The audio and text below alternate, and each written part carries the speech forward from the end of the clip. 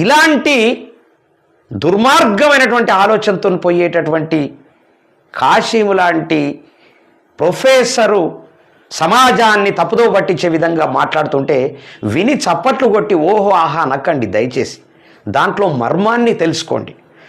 ఇలా 99 రోజుల నిరంతరంగా తెలంగాణలో ఏదైతే పర్యటన చేయాలనుకున్నారో ప్రజాపాలన పేరు మీద, దానికి ఈ 35 లక్షల మంది మాదిగలను వాడుకోవటానికి చేస్తున్నటువంటి ప్రయత్నం తప్ప, రాబోయే రోజుల్లో వచ్చేటటువంటి ఎన్నికలకు వాడుకోవాలనేటటువంటి ప్రయత్నం తప్ప మాదిగలకు ఒరిగేది లేదు.